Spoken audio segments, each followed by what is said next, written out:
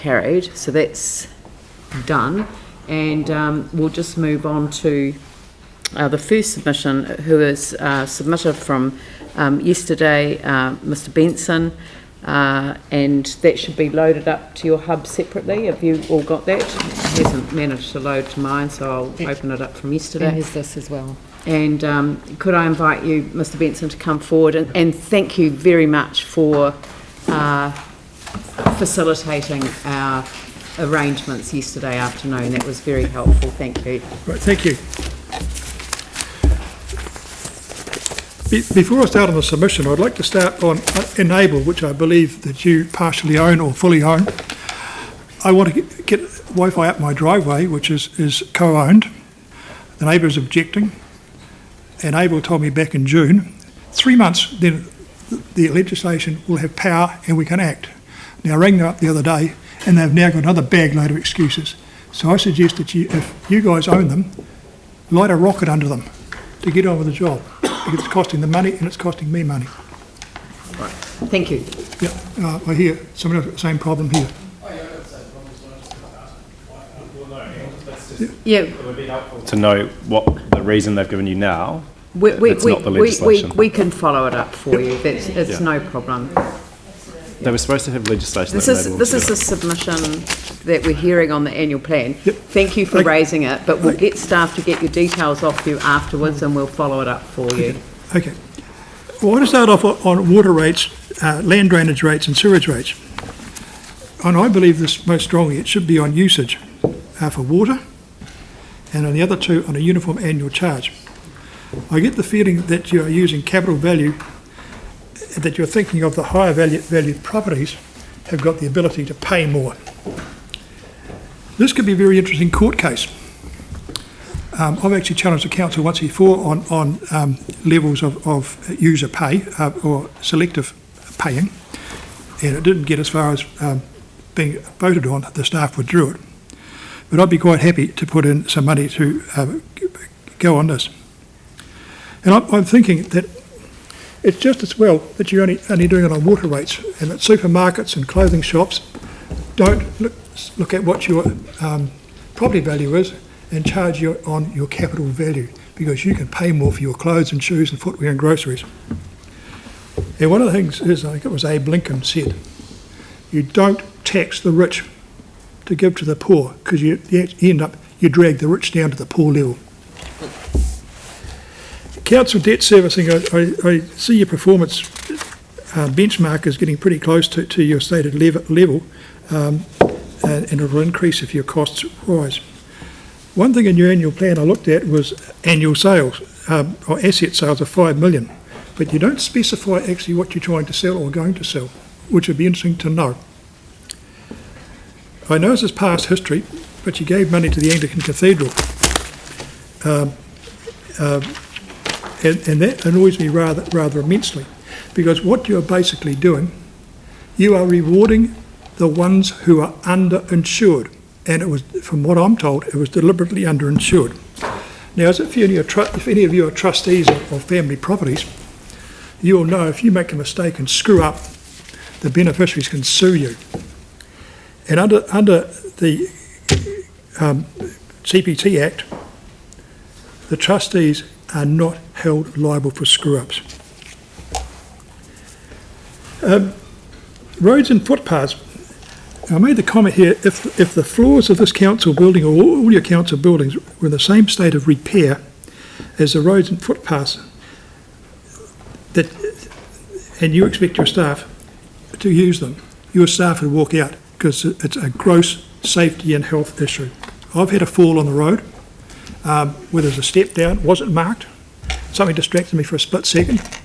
I gave the Pendleton office the medical bill and photographs of the thing, and I got paid within days, $95. And I hope other people do it too. There's some small holes, there's cheap patchwork being done. There were small holes in Jackson Road. One was patched, and probably within the length of this table, there was one either side. They didn't even look. One's got grass growing through it. Didn't even look, they just walked on. You know, be proactive. 5 minutes, done. And you all know what happens when the water gets under seal, the seal breaks up. The use of bricks and stones to stop parking on verges has to be stopped. Clifford Avenue is a good example of this. You get cars parked opposite each other, and you've got stones and bricks. You actually effectively bring the road down to a one-way road. And this is happening quite often. Garden Road is also another example of this. The road surface in Clifford Avenue is absolutely appalling, and so is the footpath. I was venting my opinion somewhere one day, and the shocking silver guy was standing there, and he says, I agree with you, but he said, I love it. He says, but it's more business for me. And he's replacing shocking silvers in vehicles every 12 months. So, you know, something has to be done. Photograph 3 in those photographs you got shows in Daresbury Avenue. Now that tree root is probably 60 to 70 millimetres above the tar seal. And if you're walking there in the dark and have a trip, you're going to have to get a lot of gravel rash. Council vehicles. Only staff who are on call should take vehicles home. I noticed a couple of years ago there was one vehicle parked just past the Richmond shopping mall on the side of the road for 2 weeks. And we had a neighbour in Amberley who was a temporary building inspector. His your work car was parked at his place for 2 weeks while he was on holiday. It was a sheer and utter waste of money and a vehicle. It also, if you cut down the vehicles going home at night, you cut down the fringe benefit tax, which is what we the ratepayers pay. And I think the building inspectors have to go down to small vehicles. They don't carry a lot of stuff with them, except, say, the Banks Peninsula where they're travelling on a lot of rougher roads. Council own new buildings, and both finished and proposed. The council should be open to the ratepayers and tell them what each of these buildings, the annual cost will be. And I've listed here the new town hall, and I see already there's repair work having to be done on that, and reading the article closely in just a few minutes ago, that the tape put down for cables is when it's being pulled up is tearing up the surfacing on the floor. The convention centre, that's going to be a cost. The city centre library, well, we all know what the touchscreen costs, and the modification of that, upkeep of that is going to be horrendous. The event centre and the stadium. I raise these ideas because there's a lot of ratepayers struggling, and as you've seen in the paper last week, overdue Christchurch rates top 3 million.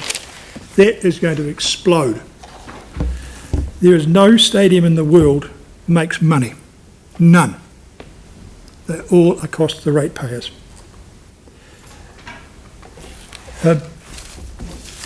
One of the things I see already that VBase was looking for more money for now that the town hall is in operation for running your properties.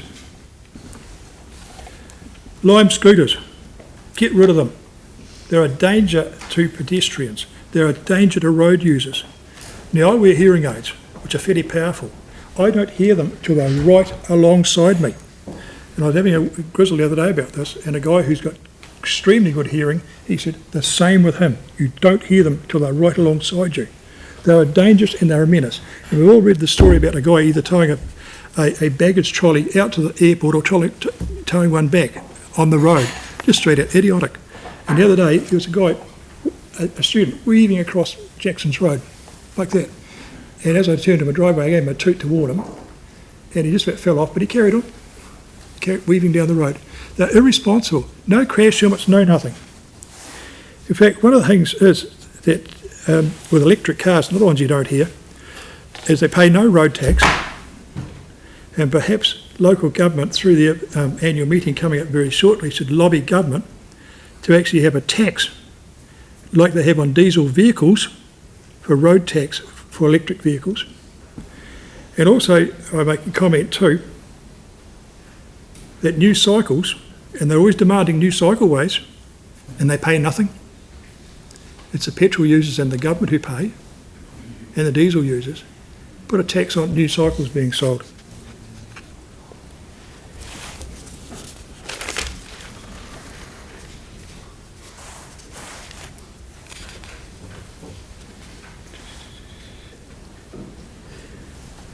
All right, just going back to stadiums and sports events. Many years ago, Hamilton City Council had V8 car racing in there. When the CEO left, it was the ex-mayor, they found that $30 million had been hidden under the bloody mat. And that was actually appalling. And as a ratepayer at the time in the Waikato and Hamilton City, we were really penalised on that stupidity. You've got a proposal, you're going to defer maintenance on your housing stock. This is totally and utterly wrong. I've been in the farming business and property business for a good long time. And more recently, I'm out of farming, I'm out of commercial properties, and I've gone back to buying domestics. I love houses that have been poorly maintained, poorly upgraded, because I buy them, do them up, and sell them, and I make a profit each year. I like that. If you get behind in your property maintenance, you are always going to be in catch-up mode. Always. You'll never get ahead of it again.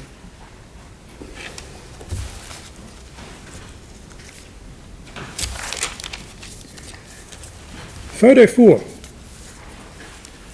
shows a dog dump.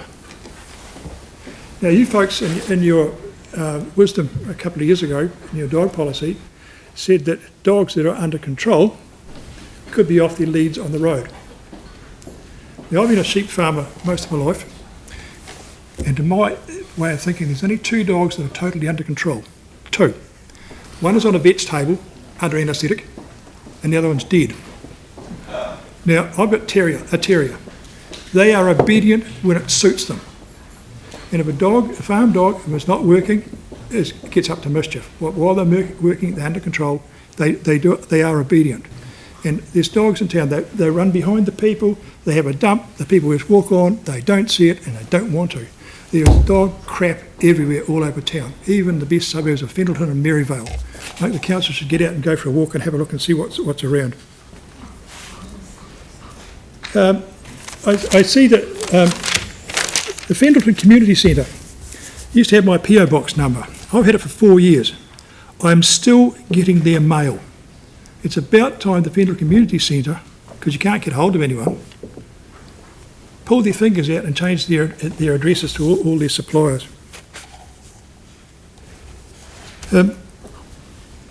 Last thing I want to say is I think there should be some training for councillors. I think there should be training on how to return phone calls. There should be training on who negotiates contracts, and to me that is staff only, not councillors. Absolutely. And the third one is if something goes against you, don't whinge and wail in council when the press is here. Do it out in the back room where the press don't hear and report it. Thank you. Well, can I just say, I absolutely agree with that. Thank you very much for your submission. You've got to your 10 minutes. So look, thank you very, very much. It's much appreciated. And we'll respond to the issues that you've raised. Thank you.